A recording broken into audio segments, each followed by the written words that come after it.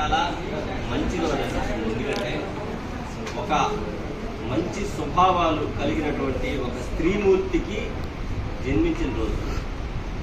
తను గృహిణిగా ఉండకుండా సొసైటీలోకి వచ్చి పేషెంట్లకు ఉపయోగపడేటువంటి కాప్ అంటే ఎవరు? సైనికుడు, అంటే పోలీస్ అని అర్థం. యాక్చువల్గా పోలీస్ పీపుల్ ఆర్ మనకు సొసైటీలో ఎవరంటే ముందు ఉండి పోరాడేది ఎవరంటే కాప్స్ అనమాట. మనం ప్రొటెక్షన్ చేసేది కూడా కాప్సే.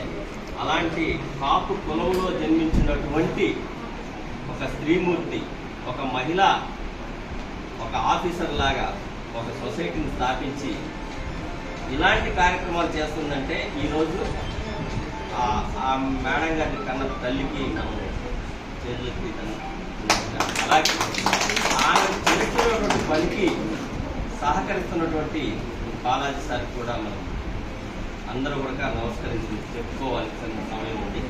సో ఇంతకు మించి ఎక్కువ చెప్పడం, ఇటువంటి కార్యక్రమాన్ని మన హాస్పిటల్లోకి వచ్చి ఎన్సీసీ క్యాండిడేట్ని అందరినీ తీసుకొచ్చినటువంటి నా సార్ కూడా, రమేష్ గారికి కూడా మనం, అలాగే పార్టీలకు అతీతంగా మనుషులకు దగ్గరగా ఉండి దార్ల మహేష్ గారు కూడా ముందొచ్చారు. ఇంకా చాలామంది వచ్చారు. అందరి గురించి చెప్పుకోవడం కాదు.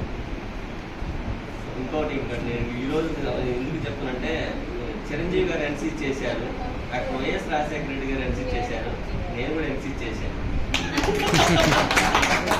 ఎన్సీసీ గొప్పతనం ఏంటంటే రోడ్డుకి వెళ్ళి ఎడవైపును మాత్రమే నడవాలని నేర్పిస్తుంది, డిసిప్లిన్తో కూడింది.